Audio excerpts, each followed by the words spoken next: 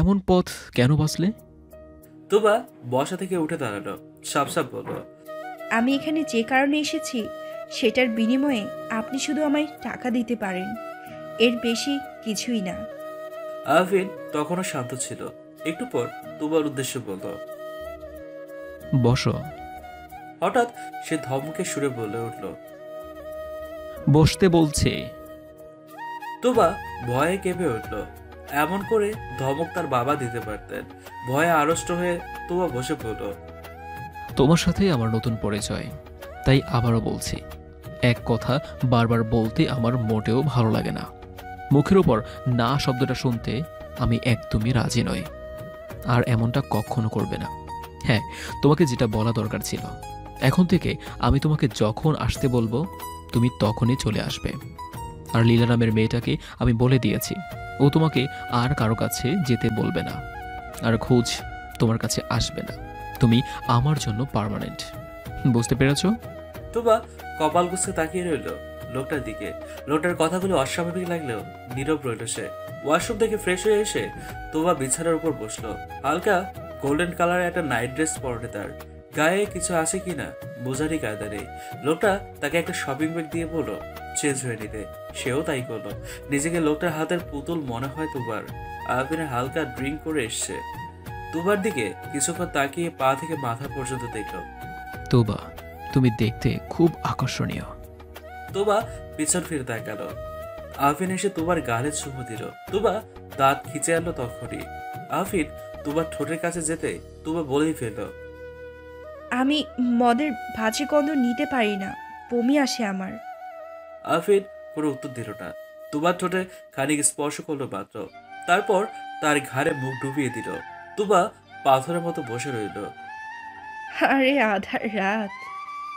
আরফিন তুবাকে চাদর সহ মুড়িয়ে ওয়াশরুমে নিয়ে গেল। বাথটাবে কিছুক্ষণ বসে রইল একসাথে।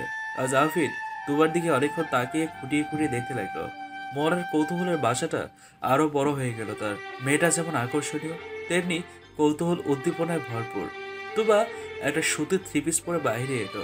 লোকটা ঘরে নেই। তুবা ভিজে চুল নিয়ে ব্যালকনিতে চলে যায়। আকাশে ধরিত হচ্ছে, ঠান্ডা বাতাস বইছে। বর্ষার সময় তুবার মন্দ লাগে না এটা। তার শরীরটা ঠান্ডা হয়ে গেল, কিন্তু গরম উত্তপ্ত মনটা এই বাতাসে ঠান্ডা হওয়ার নয়। ভেজা চুলে তুমি অপরূপা নারী, মনের পিঞ্জরে রাখিব বাঁধি, কভু উড়িতে দিব নাহি। চুপচুপে চুলের পাড়ি যেন গভীর সমুদ্রের মুক্ত মণি। ভেজা চুলের সুবাসে মরিব আমি বারে বারে, নিজেকে খুঁজে চলিব আমি তোমার এই ভেজা চুলে। কয়েক মিনিট হয়েছে আরফিন তোমার পেছনে দাঁড়িয়ে রয়েছে। মেয়েটা হয়তো কিছু একটা নিয়ে ভাবছে, তাই তার উপস্থিতি টের পায়নি। আরফিন তোমার এক বাহুতে হাত ধরে টেনে বিছানায় নিয়ে গেল। কালকের মতো আজও তুবাকে কোলবালিশের ন্যায় জড়িয়ে ধরে চোখ বুঝল সে। তুবা মুখ ফিরিয়ে নিয়ে চুপচাপ শুয়ে পড়ল। আরফিন কি যেন মনে করে তুবার গালে একটা চুমু দিয়ে আবারও মুখ গুজে শুয়ে পড়ল। তুবা তখনও চুপ। টাকা তাকে চুপ করিয়ে দিয়েছে, কিন্তু এই লোকটার এমন স্বাভাবিক ব্যবহার তার একদম ভালো লাগছে না। তোমার ভেতরে নিবু নিবু একটা রাগ জন্মায় লোকটার প্রতি, এক ব্যর্থ রাগ। মিষ্টি সকালের রোদ দুনিয়াকে সোনালি আলো ছড়িয়ে দিল। আধার শেষে আলো এলো, সেই সাথে পালা দিয়ে পাখির কিচিরমিচির বাড়ল। নেতিয়ে যাওয়া বাগানের ফুলগুলিও সূর্যের আলোয় চাঙ্গা হয়ে দাঁড়িয়ে উঠল খিলখিল করে হেসে। পাখিরা নীড় থেকে জীবন চলার পথ ছুটল। খাবার সন্ধানে হাজারো মানুষ ঘর থেকে বেরিয়ে গেল। দুনিয়া থেকে আরেকটা রাতও বিদায় নিল। আরফিনের চোখটা খুলে গেল। দেখতে পেল তুবা তার বুকের একপাশে গুটিসুটি হয়ে ঘুমিয়ে আছে, যেন গাছে ফোটা তরতাজা এক গোলাপ সে। আরফিনের ঠোঁটের কানিসটা প্রসারিত হলো। হঠাৎ চোখ গেল ঘাড়ে। সাদা গলায় কালো তিলটার পাশে কামড়ের দাগ।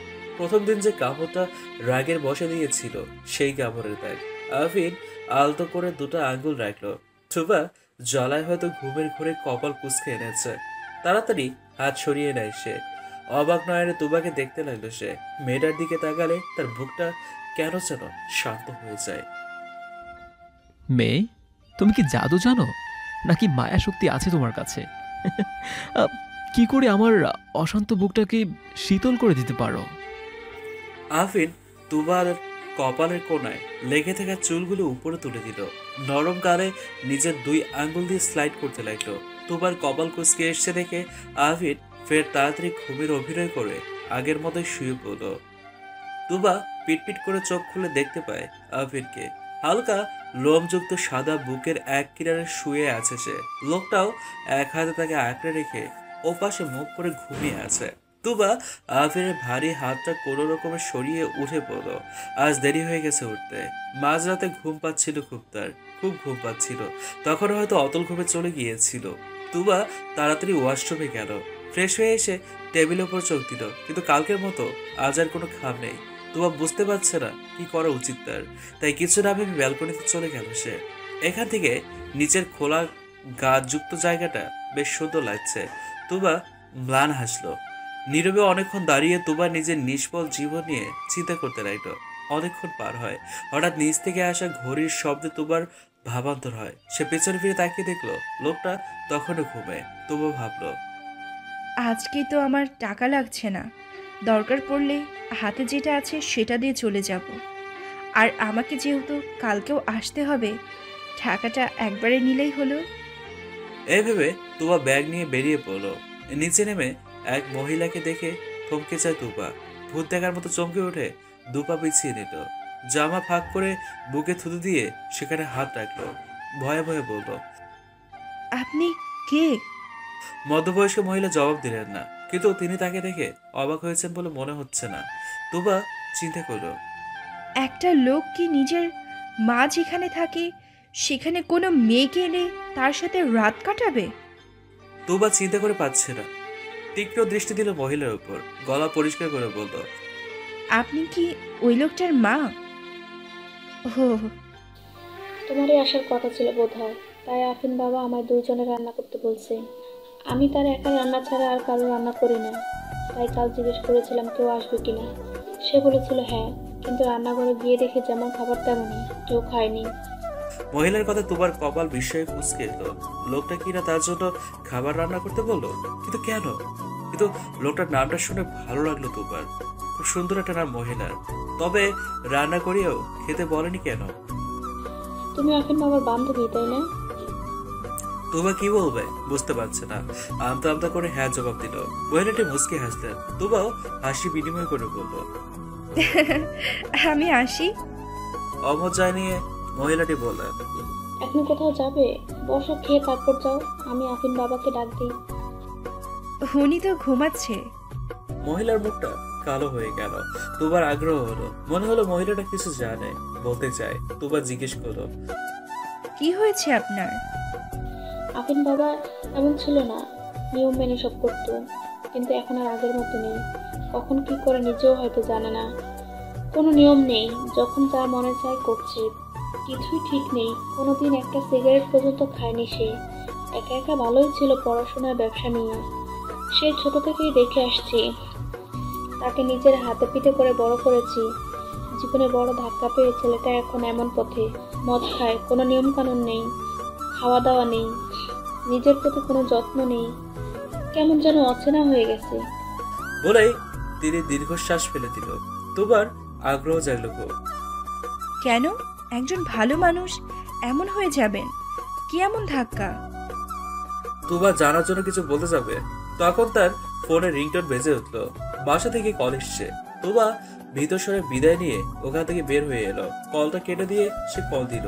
তুষি ফোন ধরেই বলতে লাগলো, আপা তুই আসছিস না কেন? কত বেলা হয়ে যাচ্ছে, এখনো কি তোর কাজ শেষ হয়নি?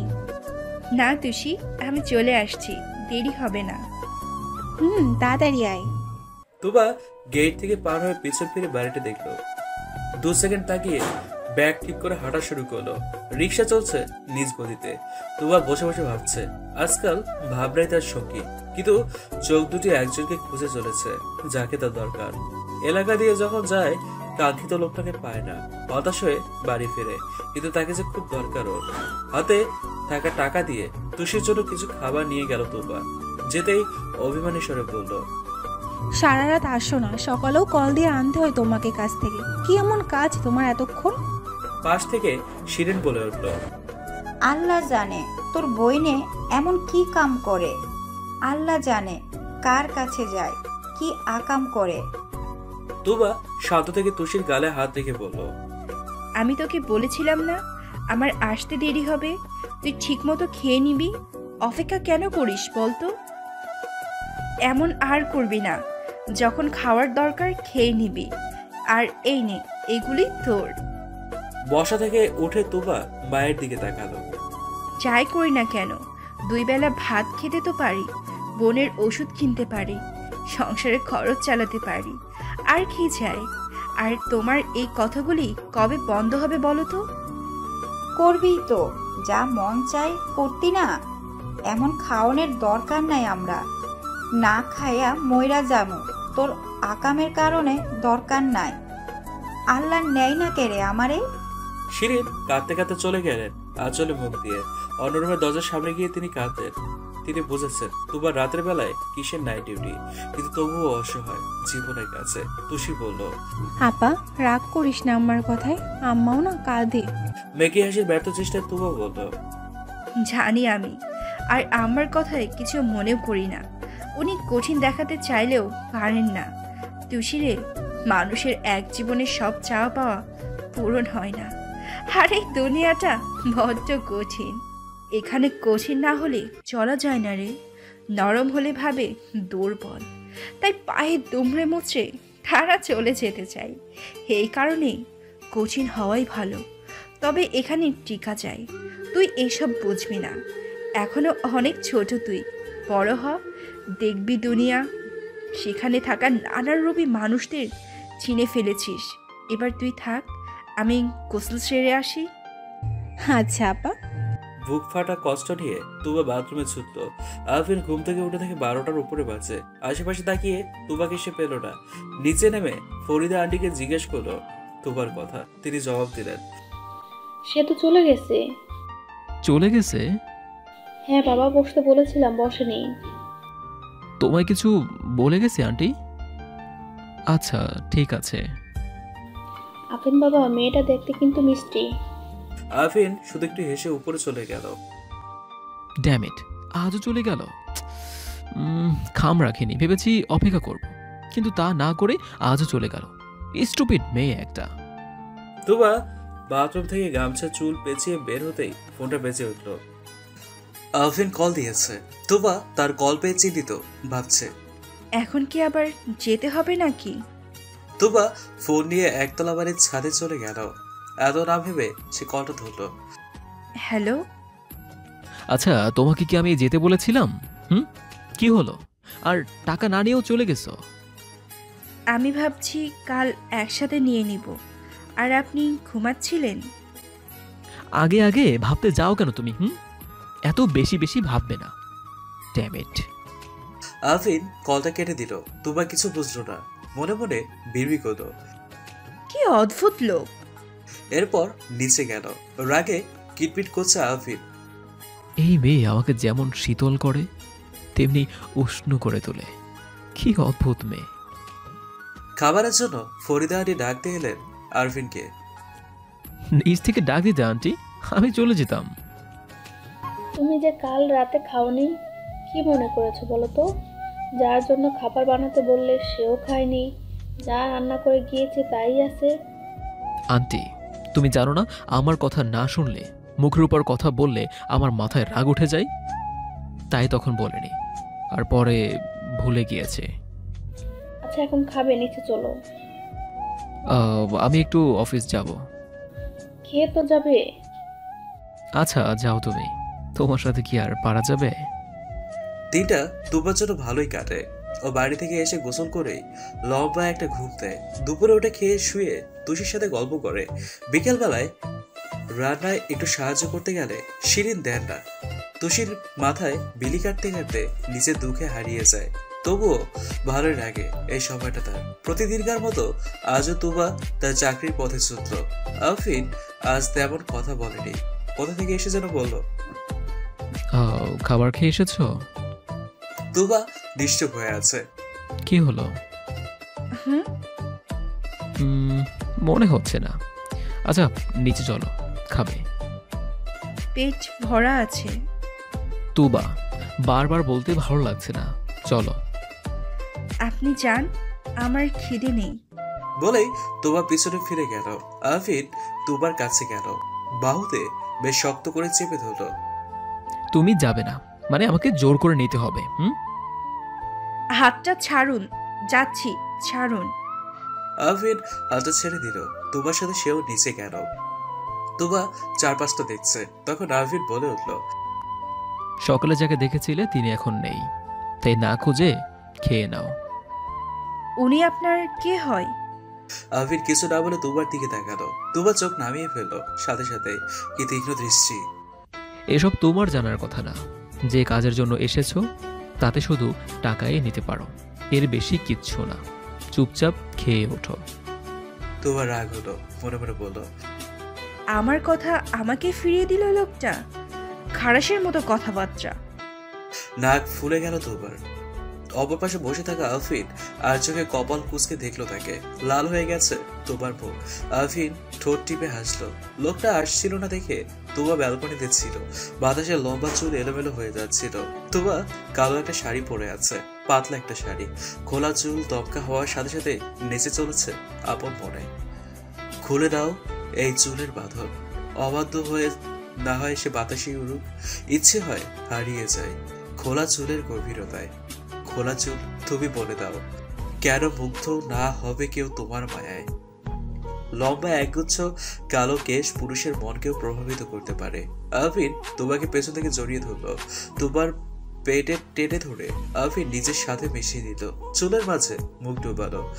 তোমার ঘাড়ে নাক ঘষলো কয়েকবার। ছোট ছোট কয়েকটা চুমু দিল তার উষ্ণ ঠোঁটে। তুবা বরাবরের মতো বোবা। আফিন তার ঘাড়ে গভীরভাবে একটা কিস করে চলে গেল। সে যেতেই তুবা ফুস করে নিঃশ্বাস ছেড়ে দিল।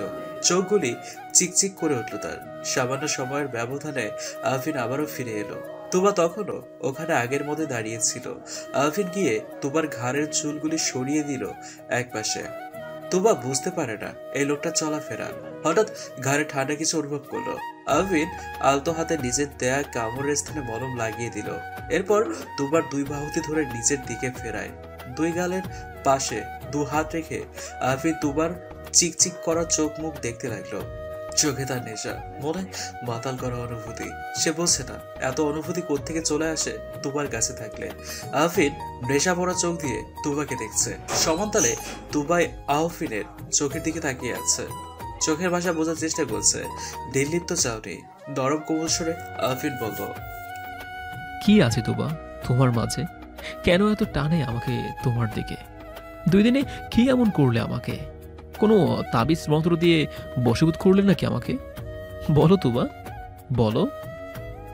তুবা কিছু না বলে তার চোখের দিকে অগাধ দৃষ্টি দিয়ে অবলোকন করছিল। তার ভেতর অদ্ভুত রকম কিছু একটা হচ্ছে। আফিন আস্তে আস্তে তার মুখ এগিয়ে দিল তুবার দিকে। তুবা চোখ বন্ধ করে নিল।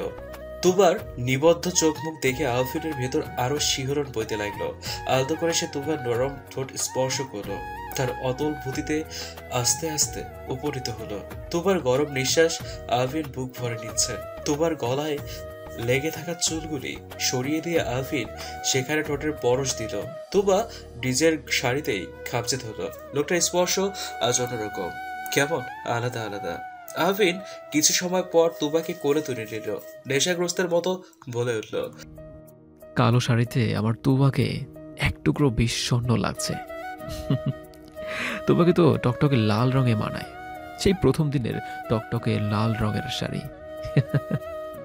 আফিন তোবাকে নিয়ে বিছানায় চলে গেল। কালো শাড়িতে বিষণ্ণ লাগছে বলে সে তার আঁচল খুলে দিল।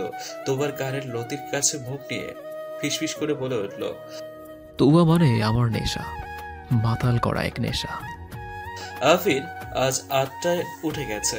তুবা ফ্রেশ হয়ে এসে দেখে আফিন খালি গায়ে সোফায় বসে আছে। পরনে ট্রাউজারটা ছুটাম দেহের নাভির নিচে পড়ে আছে। তুবা চোখ সরিয়ে নিল। নিজেকে ঠিকঠাক করে মাথা নুইয়ে চলে গেল পাশ দিয়ে। আফিন তাকে ডাকলো, তুবা এদিকে এসো। তুবা চুপচাপ ওখানে যায়। খামটা নাও, আর প্রয়োজন হলে কল দিবে আমায়। ধন্যবাদ। আজ বোধ হয় তোমাকে রাতে আসতে হবে না, আমি আজ থাকবো না। আর হ্যাঁ, ভুলেও লীলার বলা কোনো ছেলের সাথে দেখা করতে যাবে না, ওকে? কথাটা শেষ করে আফিন তার গাল দুটি চেপে ধরলো, দাঁত কিরমির করে বলল, তাহলে আফরিন চৌধুরীকে তুমি খুব ভালো করেই চিনতে পারবে। এবার আমি আর কিছু বরখাস্ত করব না। ভুলটা এটা। আফিন তুবার গাল ছেড়ে দিল। সে তার দিকে ভ্রু কুচট করে তাকালো, গালে হাত দিয়ে। লেগেছে খানিকটা। চলার মতো প্রয়োজনীয় টাকা দিয়েছি ওখানে, তাই আমি যা বললাম তার একটা কথাও যেন নড়চড় না হয় তোবা। সাবধানে থাকবে।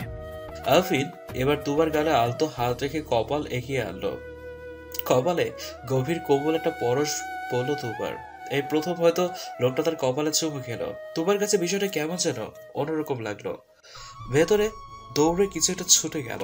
তুবা আফিনের দিকে তাকিয়ে রইল।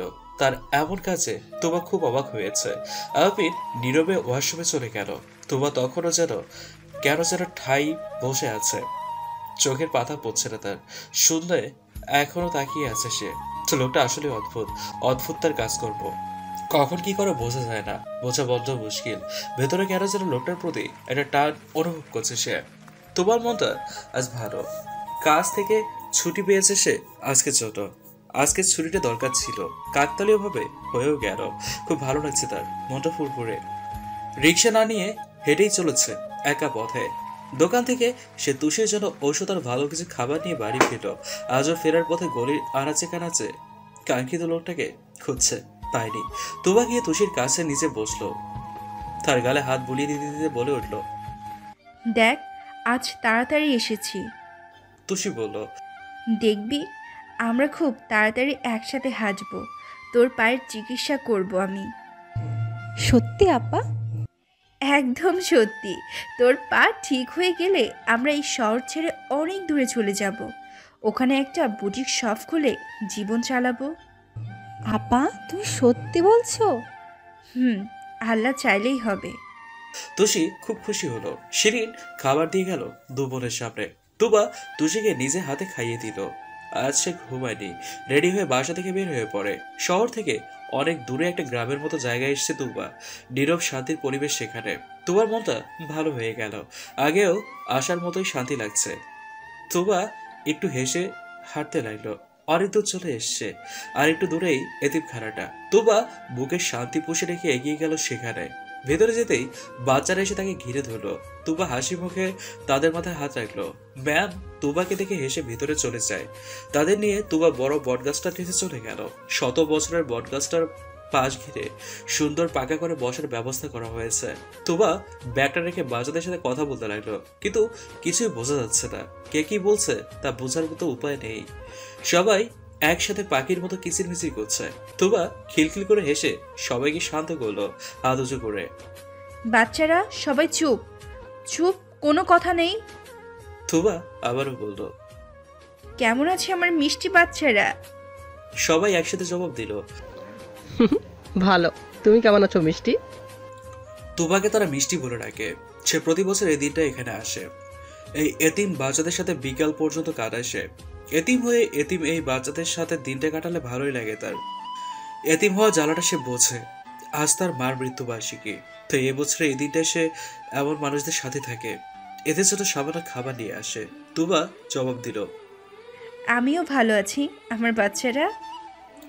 তুবা ব্যাগ থেকে চিপস, কেক আর চকলেট বের করলো। এই টাকাগুলি তার হালাল পথে রোজগারের টাকা। জমা ছিল তার কাছে। আগে যে চাকরিটা করতো তা থেকে জমা করতো সামান্য করে। এটাই সে টাকা। তুবার হাত থেকে বাচ্চারা কারাগারি করে নিয়ে যেতে লাগলো ওগুলি। আর তুবা মন খুলে খিলখিল করে হাসছে। হঠাৎ আলভিন সজোরে ব্রেক কষলো। পাশের গ্লাসটা নামিয়ে দিয়ে অবাক হয়ে তাকিয়ে রইল তুবার দিকে। আজই তুবাকে হাসতে দেখছে সে। তার হাসিটা যেন মধুর। হাসলে তুবার চোখগুলি ছোট ছোট হয়ে যায়। সৌন্দর্য আরো বাড়িয়ে তোলে তার হাসি। আলভিন মন্ত্রমুগ্ধ হয়ে তুবার দিকে দৃষ্টি দিচ্ছে। ভেতরে উতাল পাতাল কলরবময় ঢেউ শুরু করে দিয়েছে। আলভিনের শিরায় শিরায় শিহরণ যাচ্ছে, বুক ধড়াক ধড়াক প্রতিধ্বনিত তুলছে। তুবা বাচ্চাদেরকে খাবার দিয়ে তাকে আদর করতে লাগলো। একে একে সবাই তুবার গালে চুমু দিয়ে যেতে লাগলো। তুবার মুখে সে কি হাসি। আলভিনের চোখে পলক পড়ছে না। ইচ্ছে করছে এখনই গিয়ে জড়িয়ে ধরতে তুবাকে। তার ভেতরের এমন অনুভূতির সাথে সে নতুন পরিচিত। এমন অনুভূতি, শিহরণ, প্রশান্তি এর আগে সে পায়নি জীবনে। আলভিনের গলায় এসে অশ্রু আটকালো। তুবাকে তার ছোটই বানিয়েছে সৃষ্টিকর্তা। তুবা, আরো আগে কেন আসনি তুমি আমার জীবনে? কেন প্রশান্তিতে ভরিয়ে তুলনি আমায়? তোমার জন্য আমি হাজারো বার মরণ পথে হাঁটতে রাজি। বিকেল হয়ে গেল, তুবা ক্লান্ত হয়ে বাড়ি ফিরেছে। চুপচাপ বাথরুমে চলে গিয়ে ফ্রেশ হয়ে নিল। খাবার মুখে দিতে যাবে তার আগে ফোনটা বেজে উঠলো। তুবা বিরক্তি নিয়ে ফোন নিতেই ঘাবড়ে যায়। আরো বিরক্ত হয়ে কল ধরলো। সে হ্যালো বলার আগে ওপাশ থেকে শোনা গেল, 8টার আগে চলে আসবে। তুবা রাগে দাঁত কিরিবিরি করে উঠলো। রাগ সংযত রেখে বলল, আপনি না বলেছিলেন আজ আসতে হবে না? আগে আসতে না করেছি, বাট এখন আসতে বলছি, তাই আসবে। আজ আমি পারবো না, যাব না আমি। তাহলে কি আমি যাব? মানে আমি গিয়ে তোমাকে নিয়ে আসব। তুবার রাগ এবার চরম হলো। আপনি কিন্তু বেশি করছেন। তুবা গলার আওয়াজ নিচু করে দাঁত কেটে বলল, আপনি কিন্তু আমায় কিনে নেননি যে যখন বলবেন তখনই আসতে হবে। টাকা তো পাও। আজ লাগবে না আমার টাকা। তোমার টাকা লাগবে না, বাট আমার তোমাকে লাগবে। দেখুন, ভালো লাগছে না কিন্তু আজ আমি আসতে পারবো না। তবে আমি যাচ্ছি। আমি আপনার এখানে কোনোদিনও যাব না। আমার কোনো দায় পড়েনি ওখানে। আমি শুধু না পেরে টাকার জন্য যাই। আপনার কাছে যাব না। লীলাকে কল দিলে আমার টাকার ব্যবস্থা হয়ে যাবে। ভাত ছাড়লে কাকের অভাব হয় না। আফিন নিশ্চুপ হয়ে আছে। হ্যালো। তুবা আরো কয়েকবার ডাকলো, সারা নেই। খেয়াল করলো কলটা কেটে গেছে। রাগে বিদেশে তুবা ফোন রেখে মাথা উপর দিকে তুলে নিঃশ্বাস ফেলে দিল। একবার চাইলো ভাতে হাত ধুয়ে দেবে, কিন্তু খিদেও লেগেছে খুব। ঠিক হলো খাবে। তুষি হুইল চেয়ার নিয়ে এগিয়ে এলো তুবার ঘরে। আপা, কার সাথে ঝগড়া করেছিস? কোথায়? কারোর সাথে না তো। আমি শুনলাম কি বলছিলে তুমি, কোথাও যাবে না বললে, টাকার কোথাও কি যেন শুনলাম। কি হয়েছে আপা? তুবা কি বলবে বুঝতে পারছে না। তুষি এতটাও ছোট নয় যে যা তা বলে বুঝে দিবে। 16 বছরের মেয়েকে আর যাই হোক বাচ্চা বলা সাজে না। তুবা আমতা আমতা করে বলল, আরে চাকরিটা ভাবছিলাম করব না। কেন আপা, তোমার খুব কষ্ট হয়? তুষির কথা শুনে তুবার বুকটা ভারী হয়ে আসলো। চোখে পানি হুট করে চলে আসে। তুষিকে জড়িয়ে ধরেই কেঁদে ফেললো তুবা। না রে বোন, আমি তোর জন্য সব করতে পারি। তোর ভালোর জন্য নিজেকে আগুনেও দিয়ে দিতে পারি রে তুষি। বোনের কান্না দেখে তুষিরও চোখে পানি চলে এলো। আপা, তোমার বেশি কষ্ট হলে চাকরিটা ছেড়ে দাও। আমি হাঁটতে চাই না আপা, খেয়ে যেতে পারলেই হবে, না খেয়েও থাকতে রাজি আছি আপা। তুবা তাড়াতাড়ি উঠে তুষির গালে হাত দিয়ে তার চোখ মুখ মুছে দিয়ে বলল, একদম না, এসব কথা একদম বলবি না। তুই হাঁটবি, আমি আর তুই একসাথে হেঁটে অনেক দূর যাব, অনেক পথ হাঁটবো। এসব কথা বলতে নেই রে সোনা, আমার কোনো কষ্ট হয় না। আমি ভালো আছি তুষি, আর চাকরিটাও ছাড়বো না। তোকে সুস্থ হতে হবে বোন, আমার সাথে হাঁটার জন্য হলেও তোকে সুস্থ হতে হবে। তুষি তখনও কেঁদে চলছিল। তুবার চোখ দিয়ে গড়গড় করে পানি ঝরছে। শিরিন বেগম আড়াল থেকে দুই বোনের কান্না দেখে চলে গেলেন। তুবাকে কথা শোনাতেও ওনার ভালো লাগে না। মেয়েটা তাদের জন্য নিজের জীবনটাকে শেষ করে দিচ্ছে। শিরিন নিঃশব্দে কেঁদে উঠলেন। আহবিরের নাম্বার থেকে দুবার কল চলে এসছে এর মধ্যে। তুবার কেন যেন আর যেতেই মন চাইছে না, তাই চুপচাপ বসে আছে ফোনটা সাইলেন্ট করে। একটু পর একটা মেসেজ এলো। তুবা দেখতে পেল আহবিরের নম্বর থেকে আসা মেসেজ। 5 মিনিট সময় দিলাম, গলির মুখে আসবে, নয়তো আমি ঢুকবো তোমার বাসায়। তুবা চিন্তা করলো, এমনিতেই সমাজে তাদের পরিবারকে কত কিছু শুনতে হয়, কত কথা তাকে নিয়ে। কেউ দেখতে পারে না, এখন এমন হলে আরো অনেক বাজে কথা ছড়াবে। আর বড় কথা, তার জন্য এখন টাকার দরকার। তুবা নিজের রাগে পানি ঢেলে ব্যাগ নিয়ে বেরিয়ে গেল। গলির মুখে যেতেই আবিরকে দেখতে পেল। ল্যাম্পপোস্টের সামনে দাঁড়িয়ে গাড়িতে হেলান দিয়ে আছে। মৃদু আলোয় খোঁজা দাঁড়িতে লোকটাকে বেশ সুদর্শন লাগছিল। তুবা এগিয়ে যেতে যেতে ভাবতে লাগলো, আজ তিনি নিজে এসেছেন কেন? তুবা যেতেই আহবিন চুপচাপ ভেতরে চলে গেল। তুবা তখন দাঁড়িয়ে ভাবছিল। আহবিন পাশে দরজা ঠেলে দিয়ে দুবার হর্ন বাজালো। তুবা ভাবনা রেখে গাড়িতে উঠে বসলো। আহবিন খুব দ্রুত গাড়ি চালাচ্ছে, কিন্তু কোনো কথা বলছে না, রোবটের মতো চালিয়ে যাচ্ছে। তুবা বারবার তাকাচ্ছে লোকটার দিকে। খুব অসুবিধা হচ্ছে তার। সিট বেল্ট না বাঁধায় বারবার হেলে পড়ছে, তবুও আরফিনের সেদিকে খেয়াল নেই, যন্ত্রের মতো ড্রাইভ করেই যাচ্ছে। তবুও বিরক্তিকর চোখ মুখ নিয়ে তাকিয়ে আছে লোকটার দিকে। এটাকে মানুষ ভাবতে ভুল মনে হচ্ছে তার কাছে। সে ভাবছে, এত নীরব কেন লোকটা? আজ কিছু জিজ্ঞেসও করছেন না। কথায় আছে, ঝড়ের পূর্বে পরিবেশ শান্ত থমথমে হয়। তবে কি তাই? তুবা ঘন ঘন চোখের পাতা পেল। আরফিন গাড়ি থেকে নেমে সোজা ভিতরে ঢুকে গেল। তুবা নেমে যেন একটু স্বস্তি পাচ্ছে। এতক্ষণ শরীরে হাড় নেচেছে। তুবা আস্তে আস্তে ভিতরে ঢুকলো। এদিক ওদিক তাকিয়ে আরফিনকে দেখতে পেল না।